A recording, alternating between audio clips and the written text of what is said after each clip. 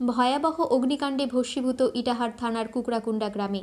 এই বিষয়ে জানা যায়, বুধবার 15ই জানুয়ারি আনুমানিক সকাল 11টার সময় হঠাৎ আগুন লাগে ইটাহার থানার অন্তর্গত দুর্গাপুর অঞ্চলের কুকড়াকুণ্ডা গ্রামের বাসিন্দা নৃপেন্দ্র দাসের বাড়িতে।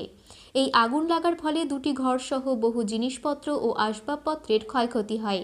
এই আগুন লাগার ঘটনা দেখতে পেয়ে এলাকাবাসীরা ছুটে এসে আগুন নিয়ন্ত্রণে আনার চেষ্টা করে। কিভাবে এই ভয়াবহ আগুন লাগলো সেটা এখনও জানা সম্ভব হয়নি। এই বিষয়ে সেই বাড়ির সদস্যা চামেলি দাস কি বললেন শুনুন বিস্তারিত।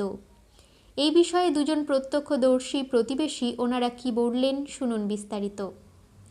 ইটাহার থেকে নয়ন দাসের রিপোর্ট, আরবঙ্গ সংবাদ। আচ্ছা, কিভাবে হলো এই অগ্নিকাণ্ডটা? ওইখান থেকে দেখলাম একটু শুরু করে আগুন উঠলো। আচ্ছা, উঠে দেখি একদম ধাউ ধাউ করে একদম এখানে একটা গোয়াল ছিল, ওইটার মধ্যে লেগে গেছে। একদম অনেকটা আগুন বেশ কিছুটা একদম উপরে অনেক উপরে উঠে গেছিল আগুনটা। আচ্ছা, আপনি কে হন এই বাড়ির? আমি প্রতিবেশী। প্রতিবেশী। একবারে পিছনে।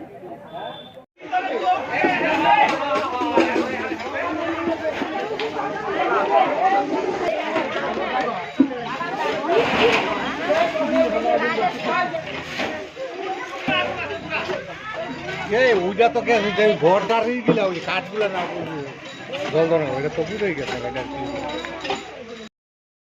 আচ্ছা, কিভাবে হলো এই অগ্নিকাণ্ডটা? কীভাবে যে হলো সেটা তো আমরা ঠিক বলতে পারছি না। আমরা কিছুক্ষণ আগে শুনতে পারলাম বাঁশ ফোটার শব্দ। আচ্ছা, মানে বাঁশের মধ্যে আগুন লেগে শব্দ হচ্ছে। তারপর আমরা দৌড়ে আসলাম, এসে দেখছি যে 2টা ঘরে পরপর আগুন লেগে গেল। তারপর সবাই আগুনটা নিবানোর চেষ্টা করা হলো, সবাই মিলে গ্রামবাসীরা সবার সাহায্যে আগুনটা নিবানো হলো।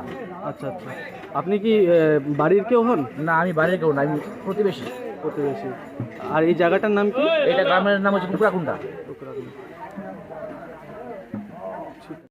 আপনার নাম কি?